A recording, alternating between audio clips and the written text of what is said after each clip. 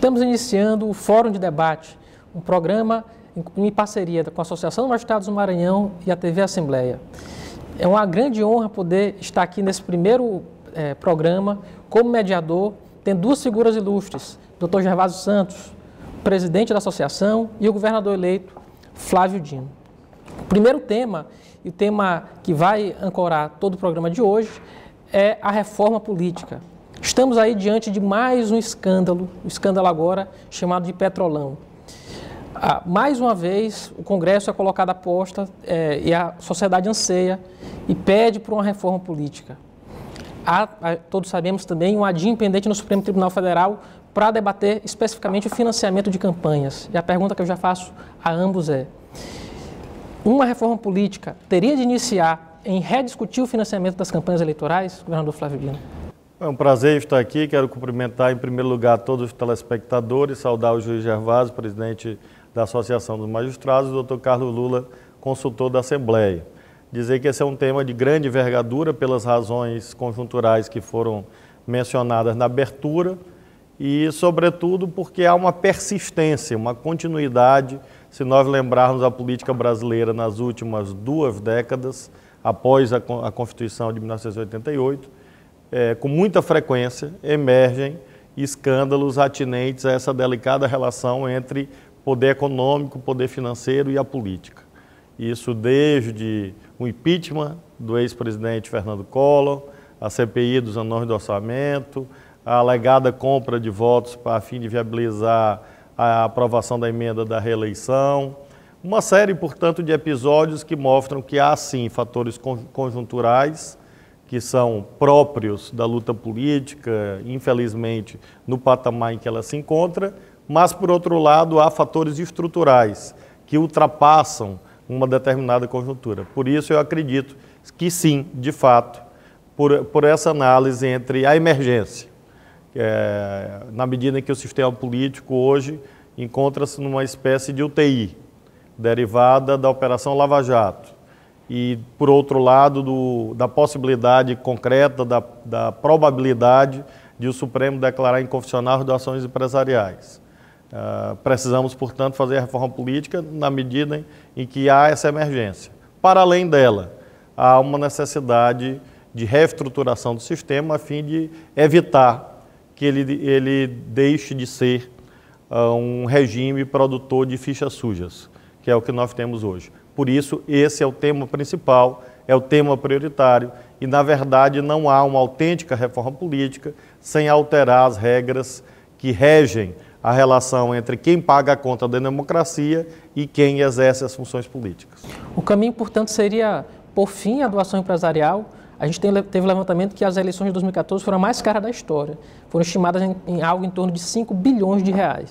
Esse custo é assombroso, realmente causa estupefação, porque é um valor, inclusive em nível internacional, bastante elevado, se nós compararmos com outras democracias do mundo, o que sugere que nós temos que percorrer vários caminhos, não apenas alterar as fontes de financiamento, e eu sou a favor do fim das doações empresariais e a adoção de outros sistemas, fortalecendo o financiamento público, ainda que não exclusivo, e, por outro lado, nós precisamos fazer com que haja limite de gastos. É uma exigência que vem de praticamente 20 anos, que nunca foi regulada. Vez por outra, ela é reiterada, a exigência que haja limites heterônomos de gastos, mas isso nunca foi feito. Eu, quando estive no Congresso, procurei regular essa matéria, não foi possível, de modo que nós temos que fazer uma ação conjunta, rever as fontes de financiamento e limitar os gastos, visando exatamente a que as campanhas deixem de ser cada vez mais caras, como infelizmente tem sido nos últimos anos. Doutor Gervásio, o Judiciário. Qual o papel do Judiciário na discussão da reforma política e como ele poderia influenciar nesse tema especificamente do financiamento de campanhas? Quero primeiro agradecer a participação do governador eleito Flávio Dino. Para nós é uma honra, inclusive como ex-magistrado, participar desse primeiro programa da Associação dos Magistrados. Agradecer a você, Carlos Lula, que tão gentilmente aceitou o nosso convite para intermediar esse primeiro programa. E dizer o seguinte, que hoje, na República Brasileira, nenhuma grande questão é discutida, é debatida sem que passe pelos corredores do judiciário. E, naturalmente, a reforma jurídica, ela necessariamente, ela passa pelos corredores do judiciário na medida em que nós temos uma audiência em discussão em que já há 6 votos contra 1 no sentido de proibir as doações empresariais para a campanha. Eu vou dar um dado, que é um dado estarrecedor. Existe um grande frigorífico que tem aparecido na mídia. Esse frigorífico, ele ajudou no financiamento de 41 deputados federais e 7 senadores. E quando você examina a participação desses deputados federais e dos senadores, por exemplo, na votação das questões relativas ao novo Estatuto da Terra, você observa que todos eles, com exceção de um deputado federal do Rio Grande do Sul, todos eles adotaram as teses que interessavam as grandes empresas agropecuárias. Então, isso demonstra de que a contribuição para campanhas de empresas, elas efetivamente não contribuem com a cidadania. A empresa não é cidadã. A empresa não precisa de saúde, de educação, de segurança. Quem precisa de saúde e educação é o cidadão. Então, por essa razão, é de fundamental importância que haja esse debate. Naturalmente, esse debate, o foro privilegiado para esse debate não é o Judiciário, mas sim um Congresso Nacional, como bem ressaltou o governador Flávio Dino. Esse é um tema que vem de maneira recorrente, de alguma maneira participando dos nossos noticiários, todo e qualquer escândalo hoje. Nós temos na origem financiamento de campanha por empresas e é uma questão que precisa ser enfrentada pelo Congresso Nacional e que o Judiciário, na medida em que o Congresso não o fizer, provavelmente o Supremo fará. Mas estamos num novo momento não apenas no estado do Maranhão, mas um novo momento do país. E nós acreditamos piamente de que, diante da experiência de nós termos tido, em 2014, uma das eleições mais caras da história, né, do nosso país, de que esse tema efetivamente ocupe o centro de debate do Congresso Nacional. É preciso melhorarmos a qualidade da nossa representação, ou seja, os parlamentares efetivamente devem representar o cidadão e não os interesses dos grandes grupos econômicos. Em relação especificamente à limitação de gastos de campanha, a gente tem, desde a Lei 9.504, uma previsão expressa que o Congresso deveria regulamentar, isso vem sendo modificado, e do máximo que a gente tem uma intenção de resultado, diz assim, não, se não regulamentar, cada partido vai prever na sua convenção qual é o limite de gastos. Será que não seria a hora do próprio Judiciário dizer assim, olha, é possível a gente estabelecer um limite de gastos via resolução? Sem dúvida, acho que nesse particular o Judiciário poderia ser mais proativo. Não apenas estabelecer um limite de gastos via resolução do TCE, como faz em diversos outros assuntos, como também ser mais efetivo no controle, né, da prestação de contas. O que nós observamos é de que essa prestação de contas ela precisaria ter um olhar diferenciado. O que hoje é preciso ser dito, fora um clamor popular, como foi o caso da eleição do governador Flávio Dino, em que havia uma grande vontade popular, a gente sabe de que para o cidadão, para as lideranças sociais, participar do processo político é extremamente difícil.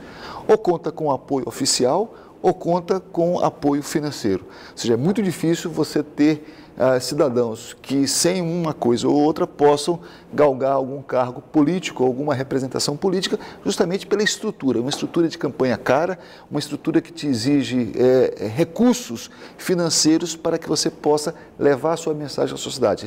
Precisamos inverter essa lógica. E creio que o Judiciário tem um papel fundamental, aliás, como em todas as questões inerentes a essa República. E a prestação de contas, sem dúvida alguma, passamos da hora de termos limites para os gastos de campanha e mais.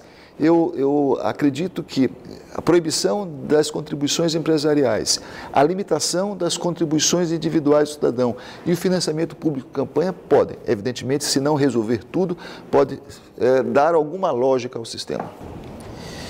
E aí eu coloco uma questão polêmica. O tempo todo a gente se debate com a reforma política no Congresso e não consegue avançar. A gente sempre coloca como uma bandeira que precisa ser levantada, mas a gente nunca consegue ter maioria para aprovar essa reforma. Flávio, o que tu acha de uma constituinte exclusiva para a reforma política? Eu tenho defendido essa tese já de alguns anos e eu apresentei uma proposta de emenda à Constituição quando lá estive na Câmara porque logo que eu cheguei no Congresso, em 2007, havia um debate sobre essa temática que já vinha desde 2003. Havia, portanto, um acúmulo legislativo. Nós tentamos logo no começo da legislatura votar algumas medidas nessa direção de limitação de gastos. Eu mesmo apresentei muitas propostas de restrição de fonte de financiamento, de criação de um sistema que estimulasse as doações cidadãs das pessoas físicas, e nada disso prosperou. Então, depois, em 2009, nós objetivamos novamente colocar esse tema na pauta. Houve novamente um esforço de elaboração sob a coordenação do hoje vice-presidente da República, Michel Temer.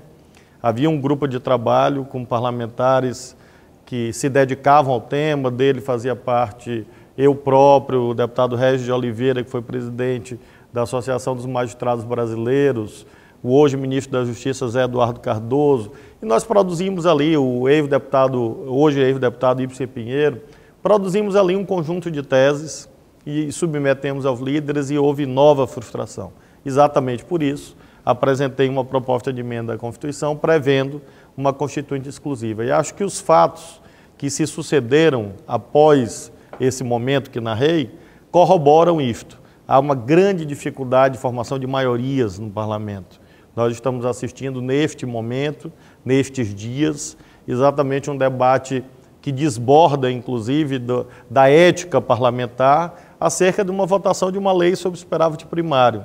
Um debate, portanto, que tem menos profundidade, porque é algo próprio de uma contingência econômica, e ainda assim polariza, radicaliza posições e muita dificuldade de formar maiorias. Ora, se num tema desta natureza, que está mais na superfície, é difícil, imagina algo mais profundo, mais estrutural, que altera mesmo a natureza do sistema e que envolve todos os parlamentares, porque diz respeito às condições de possibilidade da sua eleição futura.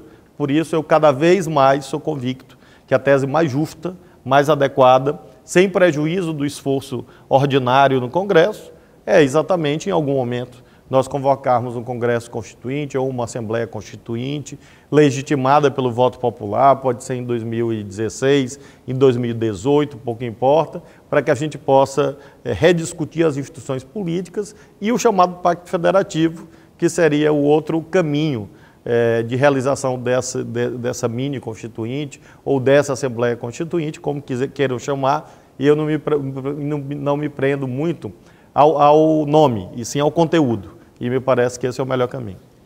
Será possível uma Constituinte dessa? A gente vai escutar a opinião do Dr. Gervásio Santos no próximo bloco.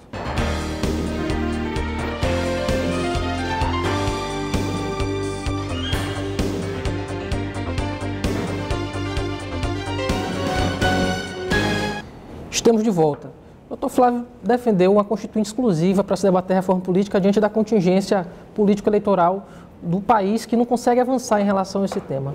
Dr. Gervásio, qual a sua opinião a respeito dessa problemática? Eu tenho muito apreço pelo governador eleito Flávio Dino e em vários pontos nós temos ideias semelhantes, pontos de vista semelhantes. Mas nessa questão em particular, eu realmente divirjo dele. Creio que a nossa Constituição é uma boa Constituição e temo de que uma Constituinte específica, poderia alterar alguns pontos que são pilares e que o mercado econômico, de alguma maneira, aponta como entrave para o nosso suposto desenvolvimento. Então, temo de que essa ideia, que embora nasça com uma boa perspectiva, com uma perspectiva de alterar o sistema político, possa ser utilizado também para retirar, quer do trabalhador, e algumas garantias que, a meu ver, são de fundamental importância. Nós temos direitos, nós temos no campo social, no campo econômico, alguns avanços que são avanços que talvez foram possíveis naquela oportunidade, porque saímos de uma ditadura militar, e que me parece que nesse atual momento, em que há um processo de retorno do conservadorismo, essa Constituinte possa ser utilizado para que, em alguns aspectos, haja retrocesso. Evidentemente, não há dúvida de que há dificuldade no âmbito do Congresso Nacional de se realizar a reforma política. Até porque, se não houvesse, ela já teria ocorrido. Há um consenso nesse país, o sistema político não ajuda ninguém. né? E há um consenso no Congresso Nacional de que esse sistema político, embora não seja bom, ele permitiu que os parlamentares que ali estão jogassem a regra do jogo e pudessem, então, obter um mandato.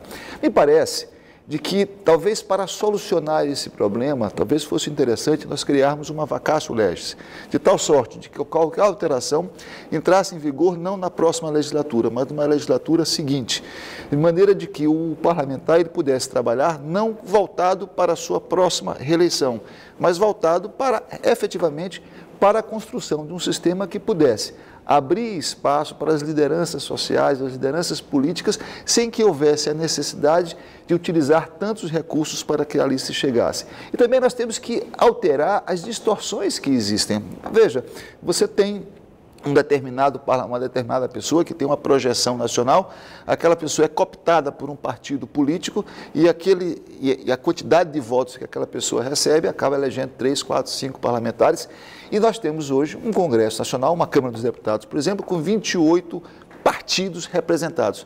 Até para negociar, quer para o governo negociar, quer para o próprio Poder Judiciário negociar, as entidades associativas, as entidades sindicais negociar com o parlamento. Hoje é difícil, porque você não sabe exatamente quais são as forças políticas efetivamente representadas. Mas me parece que a Constituinte ela tem esse risco, ela tem o risco de trazer um retrocesso ao país na área econômica, na área social, na área das garantias, né, das garantias constitucionais, sobretudo nesse momento conservador pós-eleição. Eu queria, Lula, lembrar Guimarães Rosa, né, Riobaldo falando, ele disse que viver é perigoso, né? De fato, toda opção que você adota, seja na sua vida privada ou eventualmente no debate público, né, das instituições, envolve perigos, claro. Então, de fato, esse risco existe. Mas eu admito a possibilidade de correr esse risco diante da possibilidade do bônus. Acho que o bônus supera em muito o risco. Com um detalhe, acho, Gervásio, que o atual caminho adotado é o pior dos mundos, porque é exatamente a gestão de crises seguida de intervenções do judiciário. E as intervenções, só complementar o raciocínio, as intervenções do judiciário, ad hoc, elas produzem grandes desastres. E cito exatamente o exemplo que você deu, da proliferação partidária. Ela é fruto direta de uma decisão judicial que foi a da fidelidade partidária rígida, com o estímulo à criação de novos partidos. Eu disse isso no Congresso logo que foi votada a resolução. Ora, na medida em que o sistema político tem o seu dinamismo, e no caso brasileiro não tem a sua estabilidade, uma estabilidade inglesa, porque nós tivemos pelo menos 2 ou 3 golpes de Estado nesse período, quando o judiciário, abriu o caminho para a flexibilização da fidelidade via criação de novos partidos, o que ocorreu foi exatamente isso. Nós saímos de 18 partidos representados na Câmara para 28, exatamente porque você estimulou, e agora nós vamos ter novos partidos sendo criados e nós vamos passar de 30 sendo representados. O que significa dizer é que intervenções pontuais feitas pelo judiciário, e não pode ser de outro modo, porque não é da competência constitucional do judiciário produzir leis, normas, projetos gerais, soluções universais para os problemas, portanto, soluções que não são sistêmicas, por isso eu preconizo a Constituinte, soluções ad hoc, casuístas, não no mau sentido da palavra, mas ad hoc, caso a caso, resultam exatamente nessas distorções. É como se você tivesse um vazamento aqui, você tampa esse vazamento e estoura mais adiante num problema maior. Por isso que eu defendo a Constituinte, porque acho que não tem hoje outro caminho menos pior. O judiciário não é o caminho e o Congresso, infelizmente, que deveria ser o caminho, não tem funcionado. E já aproveitando o gancho do judiciário, até para poder complementar, no tema da fidelidade, se costuma dizer que o judiciário criou uma norma super rígida e uma jurisprudência super flácida, porque ninguém é cassado por infidelidade, a não ser vereador de interior, porque nem vereador de capital é cassado, nesses 8 anos que a norma está em vigor. E já aproveitando também para outro tema que o judiciário interferiu, cláusula de barreira ou cláusula de desempenho. São 28 partidos, o Supremo declarou inconstitucional a previsão da Lei 9.504. Foi um erro essa decisão do Supremo hoje? Bem, eu vou antes de...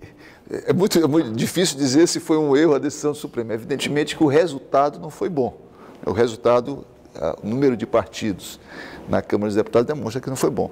Mas eu queria só retornar naquele tema da Constituinte específica.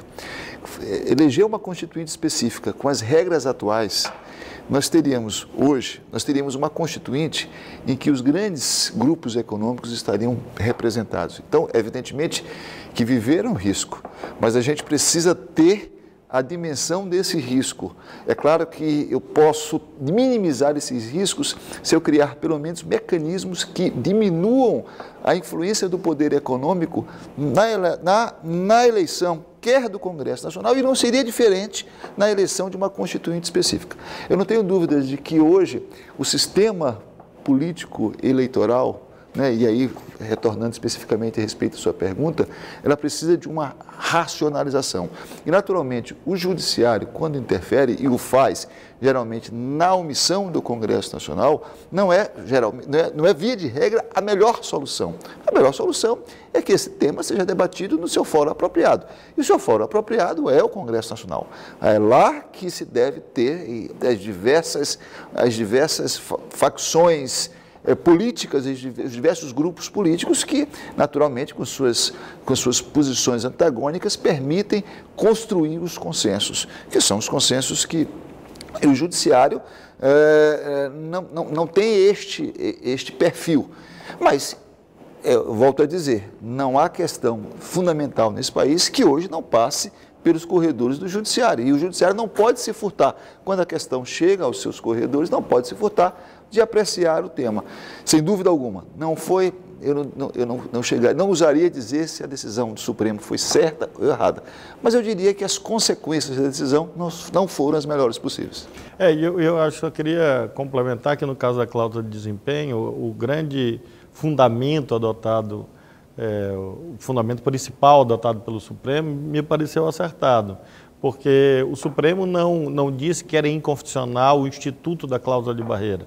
O Supremo julgou um caso, uma lei, e considerou inconstitucional aquela cláusula de barreira por duas razões. A primeira, ela era incompleta, porque ela não impedia que o representante se elegesse. Ele era eleito, mas no exercício, como o partido não tinha funcionamento parlamentar, esse parlamentar se transformaria numa espécie de zumbi, porque ele seria um semi-parlamentar. Não obstante representasse, não teria os direitos parlamentares inerentes à integração a uma determinada bancada parlamentar. E depois o percentual foi decisivo, porque, de fato, tirando um ou outro sistema jurídico, da Alemanha é um caso notável, mas, em média, nenhum dos países da Europa adota a cláusula de barreira de 5%.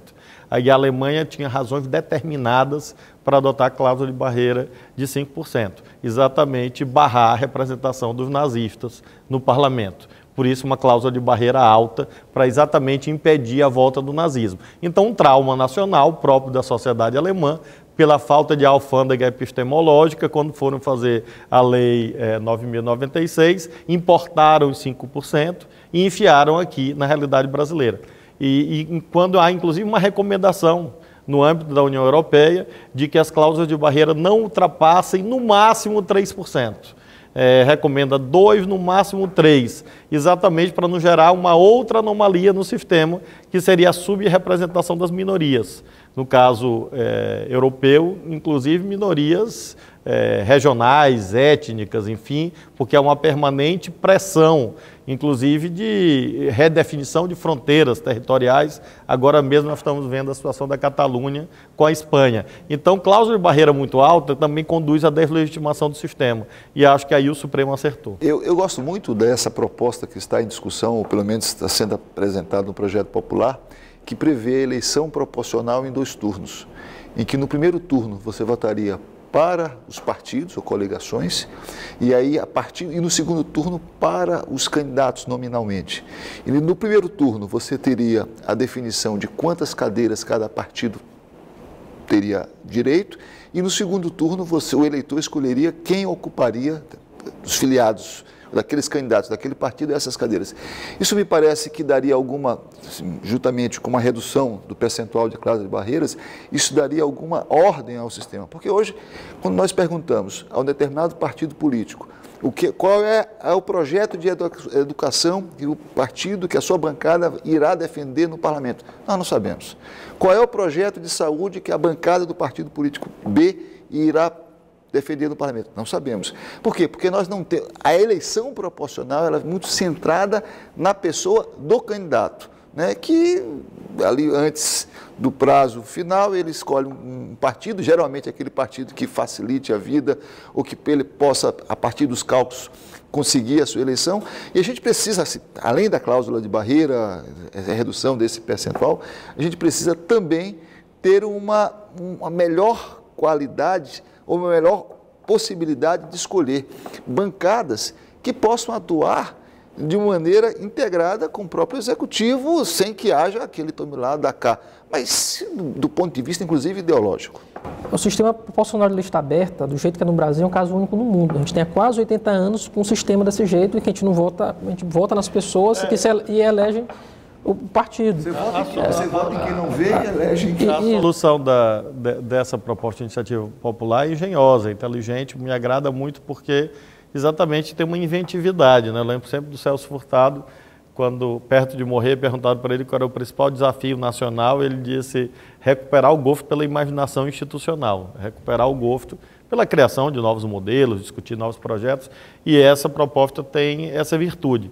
Mas eu penso que se é para caminhar para 2 votos, que seria 2 eleições, 2 votos, nós poderíamos caminhar já para o sistema distrital misto, que é um sistema que permite, chega ao mesmo lugar, que é a desindividualização do processo político, na medida que o cidadão tem 2 votos. Num ele vai votar segundo os seus parâmetros de representação dos seus interesses imediatos, o distrito, e que há uma tendência, inclusive, de distritalização das eleições no Brasil, e depois ele teria um voto mais ideológico, que seria o voto partidário, em lista fechada.